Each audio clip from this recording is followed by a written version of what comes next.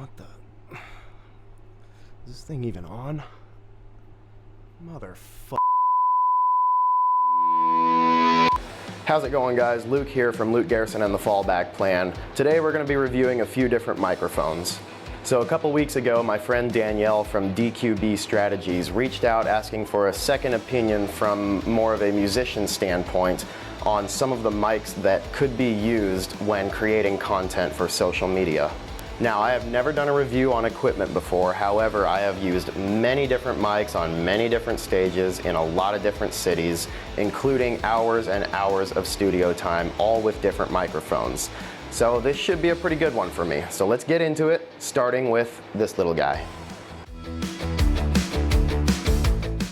This is a Mavo or Movo. I apologize, I'm rather unfamiliar with the brand name of this, but it is a receiver transmitter clip-on mic. And these are gonna run you on average about $100, which all things considered is a very decent price for the quality of this mic. So the way you use this one is pretty simple. You have a transmitter on this end that clips to your pocket or your belt, whatever you prefer, and then off to this side you got this little guy, which is the receiver. This connects to your video source, which in this case we're using an iPad. So the main thing to be mindful of when using this is the proper adapter for your video source. This is a very simple setup. There are 2 buttons and 1 switch on both the receiver and transmitter. You have your on-off switch up at the top, and then down below that you have plus and minus volume for both. When you turn it on, there will be a blue light flashing. You can kind of see that there. And let me go hands-free so I can show you both of them together. Both of them in sync, blinking, means that you are good to go. Everything is matching up properly. The receiver is receiving the transmitter. So again, very simple setup, very easy to use. This little thing has, surprisingly enough, the highest ratings of the mics that we're going to be checking out today. This is all across the board a 5-star review for this whole setup here. In my personal opinion, I wouldn't give it a 5-star review simply because I don't prefer clip-on mics. That's just a personal preference. Some people like them, others don't. I've spent a lot of time in front of other microphones where I have to be the one with the mic discipline, as opposed to the mic being clipped on in one spot. You set your volumes, and then I can turn my head and move anywhere and say whatever I want at any volume, and it'll still pick me up. I'm not used to that. I'm used to being the one with the mic discipline. So that is my only reason for not giving this a 5-star review. However, for social media content, it would be absolutely perfect. And again, I think $100 is a great price for the quality of something like this. Going back to the mics with the weird name that I'm just going to go ahead and call Movo. Now we are on the VXR10. These are going to run you anywhere from $40 to $100 from what I've found. This one in particular is the cheaper one. This is about $40, but you can upgrade to the Pro, which is going to run you about $100.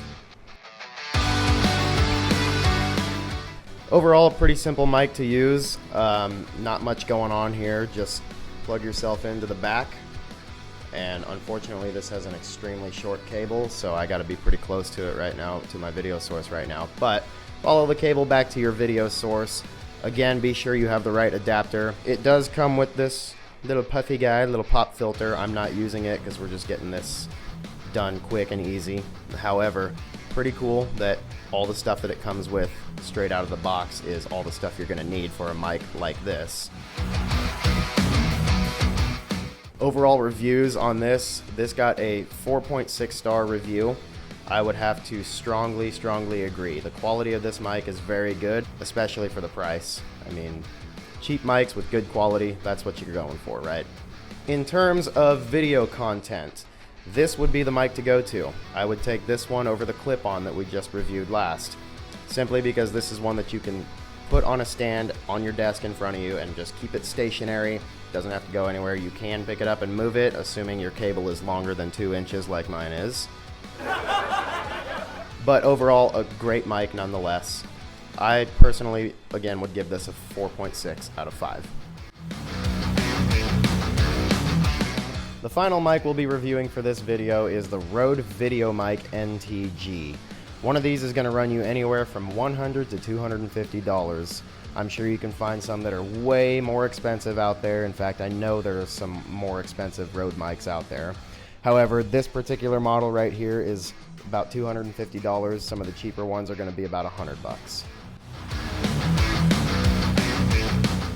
This one's going to be a little bit more complex than the previous mics we touched on. You've got a few more buttons on here. There's no on-off switch for this one. You simply just plug it in to your video source, plug it into the mic, and it turns on. That's what this little blue light you can kind of see there is indicating.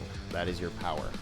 Off to the side here, you've got some frequency controls, just so your mic's not popping back on you or giving any unwanted textures to the quality of your sound. I was surprised to see that this mic only got 4.7 out of 5 stars for its reviews.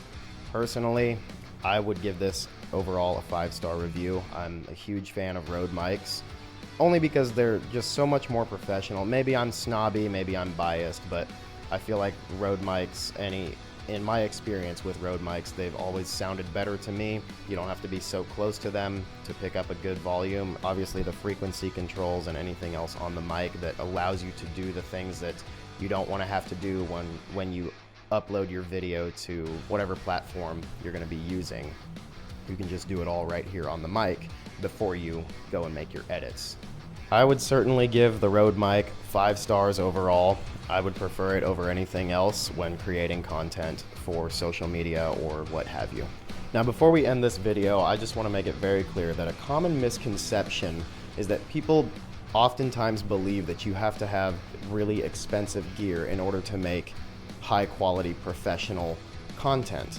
That in today's society could not be farther from the truth. You don't need to go drop $1,000 on something that you're going to use that you're not even sure is going to be proper for you.